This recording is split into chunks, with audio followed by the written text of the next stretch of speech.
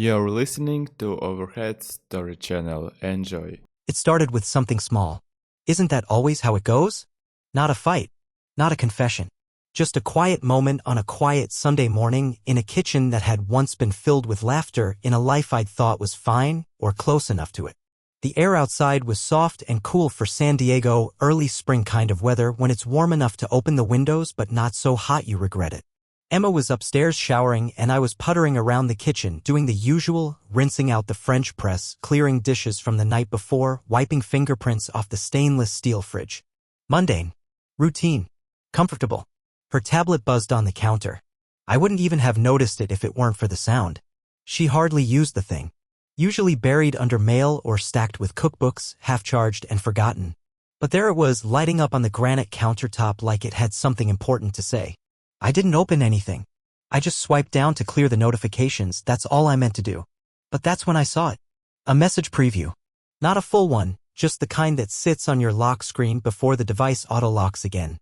A name I didn't recognize, T, just the initial. And then below it, a photo. A wine glass on a nightstand. Dim lighting. Hotel carpet barely visible in the corner of the frame.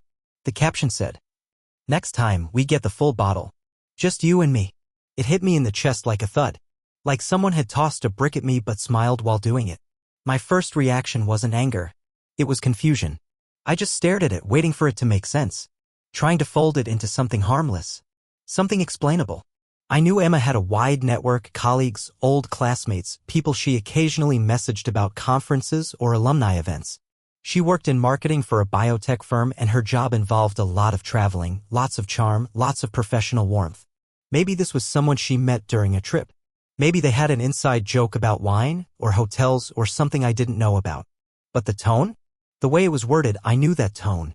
I knew that particular kind of flirt. It was the kind of message you send when you're pretending to joke, but you're not joking.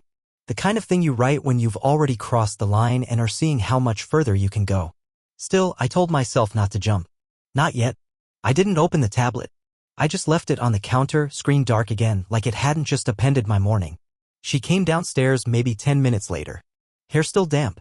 Wrapped in that old navy blue robe with the frayed cuff she refused to get rid of. She was humming something, barefoot, already talking about how we needed more lemons. I didn't say anything at first. I just turned and handed her the tablet. Held it out like it was some kind of offering. Or evidence. "What's this?" she asked, raising an eyebrow. I didn't answer. Just looked at her. She took it, glanced at the screen, and then paused. Only for a second, but long enough. Long enough to register. Long enough that I saw something shift behind her eyes. "Oh," she said, blinking once. "That's just Travis. He's from my grad program. He sends me dumb stuff like this all the time. Inside jokes. Thesis nights, cheap wine, staying up late stressing over data. You know." I didn't know. I'd never heard her mention a Travis. And I'd heard plenty of grad school stories. She must have noticed the look on my face because her tone changed. Hardened. "Trevor, seriously?" she said, crossing her arms. "You're doing this? You're really going to act suspicious over some stupid message? I just saw it. That's all. And what? You think I'm cheating on you because someone sent me a photo of a glass of wine? Well, I'm not accusing you," I said quietly. You are accusing me. You're implying things. Over a message you weren't supposed to see. It popped up on the lock screen. I wasn't digging." She scoffed, turning away to grab a mug from the cabinet. "Well, congratulations. You've officially entered the phase where you're monitoring my devices. That's not what this is." She filled her cup with coffee. Stirred it. Didn't look at me. "Do you even hear yourself?" she continued. "You're acting paranoid. And honestly, it's exhausting. I get one dumb message from someone I haven't talked to in forever and you're standing here like some detective. Maybe this says more about your insecurities than it does about me." It stung. The way she said it, calm, detached, like she'd rehearsed the line.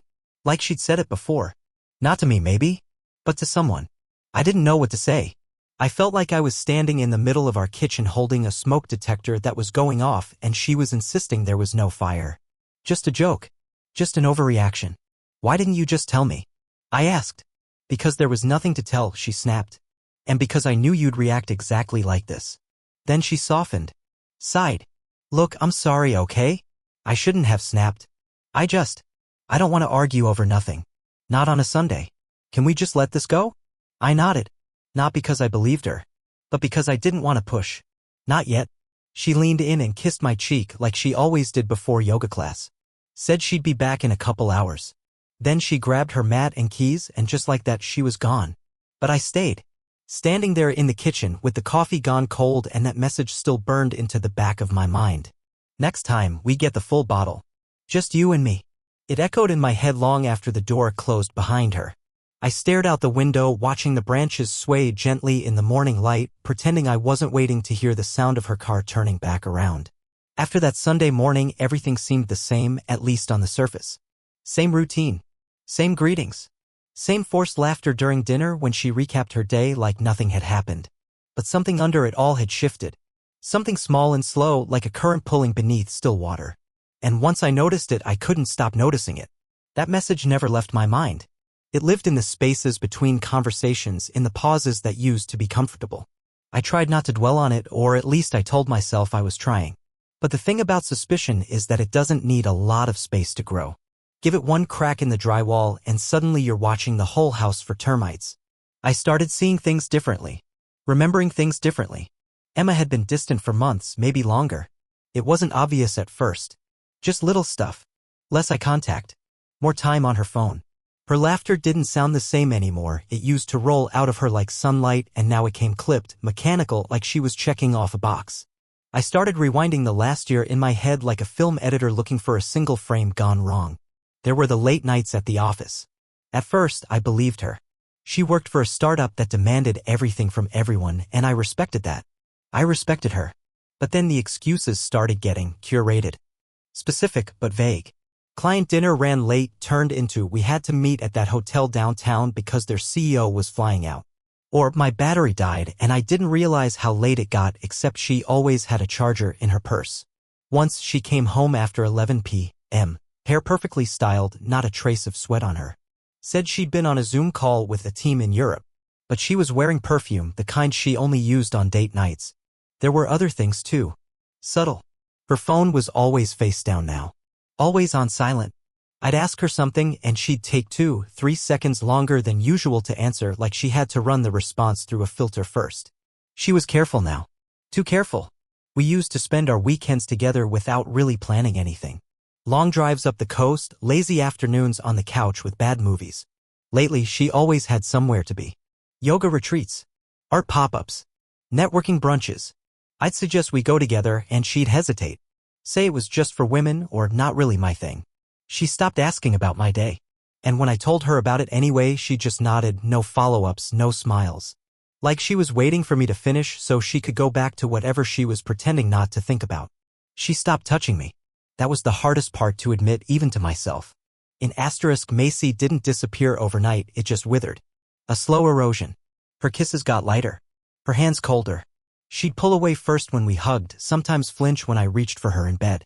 She stopped wearing the t-shirt of mine she used to love. Stopped reaching across the sheets at night. I once joked that we were becoming roommates. She didn't even laugh.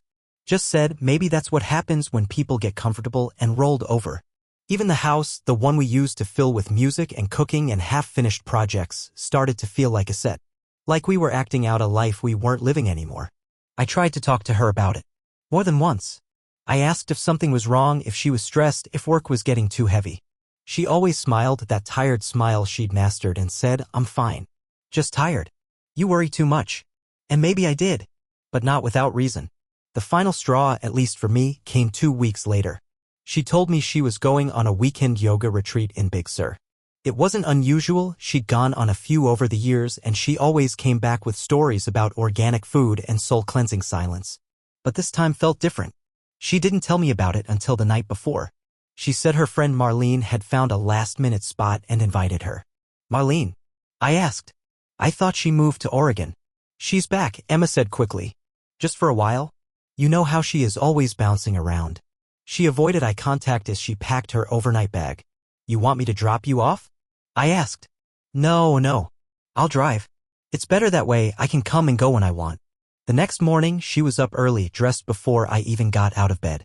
She kissed my forehead, said, I'll text you when I get there, and left with her yoga mat slung over one shoulder. Except I never got that text. Not that day. Not the next. She came back Sunday evening glowing. Literally glowing. Skin flushed, smile effortless, as if she'd been reborn. Good weekend? I asked. Amazing, she said, setting her duffel down. Exactly what I needed. Did you get my text? Oh, she said, waving her hand. Signal was terrible. You know how remote those places are. I nodded. She moved past me into the kitchen, humming to herself. That night, I laid in bed with her next to me, scrolling on her phone, laughing softly at something I couldn't see. I stared at the ceiling, counting every crack in the plaster, every breath she took. And I felt it. That slow ache. The knowledge that I was sharing a life with someone who was somewhere else entirely, someone I could reach but couldn't touch. The next day, I found the yoga brochure in the trash. It wasn't for Big Sur. It was for a retreat in Santa Barbara, not even the same coast. I didn't confront her. Not yet. But I folded it up and put it in my desk drawer, next to the hotel wine glass photo I had printed from her tablet. Proof, maybe. But proof of what, I still didn't know. Only that the woman I loved, the woman I thought I knew, was disappearing by the day. And she wasn't leaving a trail behind. It happened on a Tuesday. Nothing dramatic, nothing out of place, just a Tuesday. Overcast, muggy, with a faint smell of asphalt from the morning drizzle. I remember that clearly. I had wrapped up a site inspection early for a new project up in Oceanside. The contractor had a supply issue, so we cut the visit short and I decided to skip the office. I figured I'd go home, catch up on reports, maybe finally fix the crooked shelf in the laundry room Emma had been reminding me about for weeks. I turned onto our street at 2:17 p.m. and that detail stuck with me, too. My hands were still dusted with sawdust from marking up floorboards and the radio was playing a song I used to like but hadn't heard in years. I pulled into the driveway. Her car wasn't there. Which was fine, she'd said she had a client meeting across town, so I didn't expect her. But there was another car, parked halfway into our drive like it belonged. A silver sedan. Clean, new, windows slightly tinted. Definitely not Marlene's or anyone else I recognized. I slowed as I pulled up behind it, my stomach tightening. I don't know what I thought I would find, maybe a contractor, a plumber, someone dropping something off, but deep down, I already knew. You don't need proof when your gut already knows. Proof is just a formality. I parked on the street and walked up the sidewalk slowly. No sounds from inside. No movement through the blinds. Everything looked still, staged, like the house was trying not to breathe too loud. I didn't go in the front door. I walked around the side gate instead, the one that leads to the backyard. The latch was unhooked, which was odd. Emma always made sure it was shut because of the neighbor's dog. I stepped inside the yard, careful, silent. Like my body knew something my brain hadn't caught up to yet. That's when I saw them. Through the back window, partially veiled by the sheer white curtain Emma had picked out from that boutique she loved. The one she insisted we splurge on even though we were supposed to be budgeting that month. Two silhouettes. They were in the living room. I could only see their reflections in the glass at first, soft outlines, blurred by the curtain, but unmistakably close. One of them leaned in. The other touched their knee. Laughter. Heads tilted. Legs angled toward each other. It wasn't just proximity. It was posture, comfort, familiarity. I shifted left, peering through a break in the curtain, and there they were, Emma and a man I had never seen before. He had dark hair, sharp features, wore a gray button-up rolled to the elbows, like he was posing for a catalog. She was laughing, her hand on his chest, leaning in like this was their home, like they belonged there. I pulled out my phone. My hands were trembling, but I pressed record anyway. I didn't know why. Maybe to prove to myself that I wasn't imagining it. Maybe to capture the exact second something broke beyond repair. I filmed for 15 seconds. Just enough to see her adjust her robe, his fingers brushing her wrist. Just enough to confirm what the last 6 months had been whispering in my ear. Then I stepped back. The rage I thought I'd feel never came. No fury. No urge to storm in. What I felt was quieter. Like sinking into cold water. Slow, numbing, absolute. I went back around the house and entered through the front door like nothing was wrong. I walked into the kitchen, sat down at the table and waited. Half an hour passed. Maybe more. I stared at the same chipped corner of the counter the entire time. At some point, the front door opened, and I heard footsteps. Hers light and careful, followed by the unmistakable shuffle of the door lock clicking back into place. "Trevor?" she called out, voice almost too cheerful. "You're home early?" I didn't answer right away. I heard her setting something down, keys maybe. Then her steps padded toward the kitchen. She appeared in the doorway, her hair tied up, robe loosely knotted at the waist, skin flushed like she'd just stepped out of the shower. Not a trace of guilt on her face. "Didn't expect you until later," she said, running a hand through her damp hair. "Was just finishing a video call. Had to jump in the shower afterward, crazy day." She smiled. Perfect practice smile. I looked up at her and returned the smile. Not because I believed her, but because I wanted to see how long she could lie without blinking. "Everything okay?" she asked, cocking her head. "Yeah," I said, nodding. "Just a long day." She didn't notice the phone still recording in my lap. Didn't see the flicker of the screen showing the paused footage. Or maybe she did and just didn't care. She leaned over and kissed the top of my head. And I let her. That night, I didn't say anything. We ordered Thai food, watched a rerun of some show we used to like. She curled up next to me on the couch, head on my shoulder, and it felt like living inside a stranger's body. My arms moved, my lips formed words, but nothing inside me was mine anymore. Later, when she went to bed, I stayed up. I opened my laptop and backed up the video to a drive. Then I accessed our shared cloud account and started collecting. Her photo albums, her calendar entries, her location history, a few messages left visible on her synced desktop inbox. There weren't many. She was too careful for that. But there were enough scraps to start connecting dots. I saved everything to a USB and slipped it into the book on my shelf with the hollowed-out spine. She always joked about how weird that hiding spot was. I smiled at the irony. I looked at the footage again, this time without sound. Just watched the way her eyes lit up. How comfortable she looked. How unguarded. It was like watching someone else's life. A version of her I'd never met. Living in my house, wearing my trust like a bathrobe. Eventually, I turned off the lights, climbed into bed, and laid next to her while she slept soundly. She murmured something in her sleep, some name I didn't recognize. I stared at the ceiling until dawn.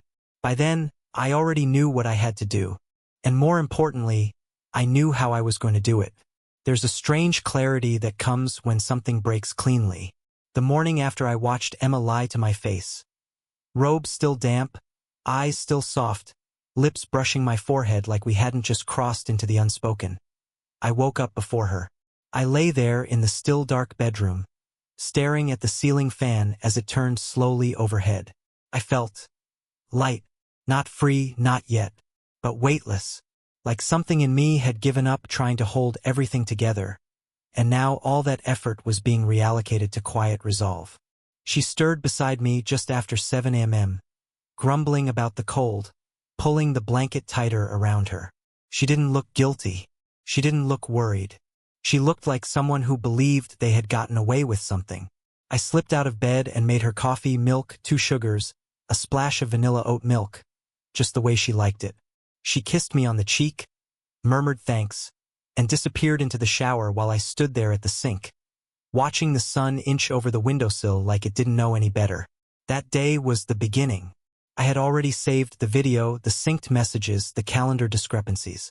Now I needed to take control of the parts of my life she couldn't touch. Not out of revenge, but because I wasn't going to let her rewrite the narrative. I wasn't going to let her turn this into one of those stories where the guy loses everything because he waited too long to act. The first thing I did was visit a lawyer. Not to file for divorce yet, just to understand what I was working with. The firm came recommended by a friend who'd gone through something similar 2 years earlier. Discreet, thorough, direct. My kind of people. I told the lawyer everything. Showed him the video. Explained the months of growing distance, the inconsistencies, the travel that didn't add up. I asked questions not just about what she might try to take, but how I could step away without it turning into a circus. He gave me a list. Account separations, property protections, shared asset adjustments, precautions, moves I could make that wouldn't tip her off but would insulate me. I left the office feeling like I'd stepped into the control room of my own life again. That afternoon, I opened a new bank account under my name only. I didn't drain our joint funds. I wasn't trying to blindside her. but I started rerouting my direct deposits and moved a chunk of our savings, just enough to get a foothold. Then I contacted a real estate agent, someone we'd met at a dinner party once, someone who wouldn't feel too connected to Emma. I told him I wanted to explore selling the house. Just explore. He said the market was hot, asked no questions, and set up a consultation. The next day, I got a P.O. box. Small, private, somewhere to reroute future mail I didn't want crossing her hands. Then I bought a second phone. Not a burner, not for spying, just a backup. My clean line. One she didn't know existed. Each step was calculated, surgical, quiet. At home, I didn't change a thing. I smiled the same. I helped cook dinner. I kissed her goodnight. I listened to her talk about a new hire at work who was totally lost and needed constant babysitting, while secretly wondering if that was the excuse she'd used that afternoon to bring someone else into our living room. I made her laugh, asked about her coworkers by name, offered to rub her shoulders when she complained about stress. I was the Trevor she remembered, the one she counted on to stay still while she drifted. I didn't ask questions. I didn't push. I let her feel safe in her story. Meanwhile, I was preparing the exit. On the third day, I booked a one-way flight. Not a dramatic destination. Not some faraway island. Prague. A city I'd visited once in college, briefly, for a conference. Quiet, timeless, unfamiliar enough to disappear into. The ticket sat in my inbox, confirmation number saved twice. Once in my phone, once on paper in the hollow book where the USB drive waited. Over the next week, I made small changes to my routines. I backed up family photos, mine, not ours. I scanned important documents and stashed a hard copy in my car, tucked beneath the spare tire. I told my boss I needed time off in the coming month. No details, just time. He raised an eyebrow but nodded, said I'd earned it. I boxed up a few of my things. Not everything, just what mattered. One favorite coat. 3 hardbound journals. A watch my grandfather left me. A folder of drawings from my niece. Everything else? Replaceable. I didn't sleep much that week, but not because of stress. I felt calm, detached, like I was living inside the eye of a storm I had already learned to navigate. Emma, meanwhile, seemed lighter than she'd been in months. She was more affectionate, playfully so. She cooked more. Sent me midday texts with emojis and heart gifts like we were teenagers again. I think she believed the danger had passed. That whatever suspicion I'd had was gone. That I'd swallowed her lie like a good husband should. She didn't know I was already gone. On the 8th day, I made a copy of the house keys and left the original set on the marble kitchen counter, right next to the bowl where we kept spare change and chapstick. I wiped down the counters, took the trash out, closed the windows, checked the locks. I stood in the living room for a full minute, staring at the rug where we used to play board games on Friday nights. The floor still creaked in that one spot near the hallway. I almost smiled. Upstairs, Emma was asleep. Her hair spilled over the pillow like it always had. Her breathing was soft, even. She looked peaceful, like someone who hadn't burned her own house down. I didn't say goodbye. At 5:12 a.m., I opened the front door slowly and stepped outside. I didn't slam it, didn't lock it behind me, just pulled it shut and walked to the car, each step steady, deliberate. The sunrise was just starting to creep over the hills as I backed out of the driveway. I drove straight to the airport. No music, no calls, no thoughts except, this is it. This is your way out. You don't owe her an explanation. You don't owe her closure. You owe yourself peace. By the time she woke up, I would be 30,000 feet in the air. Unreachable. And finally untangled. The first thing I noticed when I landed in Prague was the stillness. Not the airport, not the taxis or tourists clumsily dragging bags behind them. I mean the internal kind. The noise in my head, the white-hot static that had been buzzing behind my eyes for months, it stopped. Not completely, but enough that I could take a breath without feeling like it might collapse into a scream. I had booked a flat above a little bookstore in Mala Strana on a quiet cobblestone street that looked like it had been stolen from a fairy tale. The windows were crooked, the floors slanted, and the landlord was a woman named Annetta who spoke very little English but smiled every time she handed me my mail like we were old friends. It was perfect. There were no reminders of her here. No photos, no shared blankets, no scent of her shampoo on the pillow. Just wood floors, dusty shelves, and the slow tick of a second-hand clock that kept in perfect time. I unpacked what little I brought, a few shirts, a coat, a worn notebook, my grandfather's watch, and the USB. I left the laptop closed. I wasn't ready to look at it yet. I knew the files were there, the evidence, the documentation, the truth I couldn't unknow, but for the first time in a long time, I didn't feel the need to keep proving it to myself. It was real. It happened. And I'd left. The silence here didn't feel lonely. Back home, silence was heavy, full of tension and avoidance and unsaid things hanging between us like fog. But here, silence meant space, peace, possibility. Emma didn't know where I was. I hadn't told anyone, not even my brother. I sent one email to my boss, thanking him for the time off, and another to the lawyer, confirming my intention to proceed with the house transfer remotely. Then I turned off the SIM card in my old phone and powered it down for good. The messages started almost immediately. The new phone, the one only I knew about, pinged with a cascade of unread emails forwarded from my work account, all from Emma. Some short, others endless. At first, she sounded confused. "Hey, where are you? I came home and the car was gone and you didn't say anything about a trip."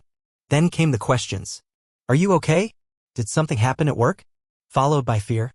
"Trevor, this isn't funny. Please respond. I'm seriously worried. Did someone die? What's going on?" And then the panic. "You left? You just left? What is wrong with you? How could you do this to me without even a word?" Each one more frantic than the last. Some included photos of the kitchen counter with the keys still sitting there. One had a *T of the bed still made. Another was just a video of our front door, her standing outside sobbing, pounding the bell with her fist like the house itself had betrayed her. I didn't respond to any of them. She called my mother, my cousin. She emailed my boss twice.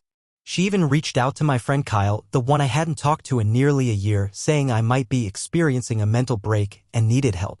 That's when the voicemails started. At first, she pleaded. Told me to come home, to just talk to her, to explain what this was about. Then she got angry. "You think this is how adults deal with their problems? You vanish in the middle of the night like some coward." She didn't know I had the video. She didn't know what I'd seen. Her ignorance only made her desperation louder. I stopped opening the messages after day 5. I didn't delete them, not yet, but I archived the inbox and left it alone. If she wanted noise, she could scream into the void. I was done answering questions I never should have had to ask. In Prague, my days took on a rhythm. I'd wake early, brew dark, gritty coffee on a stovetop kettle that hissed like a train engine, and walk through the square before the tourists arrived. I found a cafe near the river that didn't care who I was or where I came from. The barista learned my name. Trevor sounded strange in her accent, but she said it with a kindness I hadn't heard in months. I filled my time with small things. Writing. Reading books I never finished.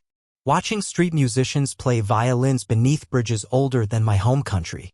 I found a second-hand coat shop and bought a scarf that didn't match anything. I didn't care. I wasn't trying to build a new life, not yet. I was just learning how to exist outside of the old one. By the second week, the panic from back home had turned into bitterness. Emma's messages shifted from confusion to accusation. She said I was being cruel, that I was punishing her for something I didn't even understand. She said I was abandoning everything we had built, everything we had survived. As if surviving her betrayal was something we both endured equally. One voicemail stood out. It was just her whispering, barely audible. "Trevor, I know you know. I can feel it. Just, if you saw something, if you think something, it wasn't what you think. I swear. Please don't do this." But I didn't need to guess anymore. I had already seen it. The robe. The laughter. The touch. The lie. I didn't have to confront her. I didn't have to hear the apologies that would inevitably come dripping with self-preservation. I had left without giving her a script to perform against. That's what seemed to unravel her most, the silence. Not the screaming.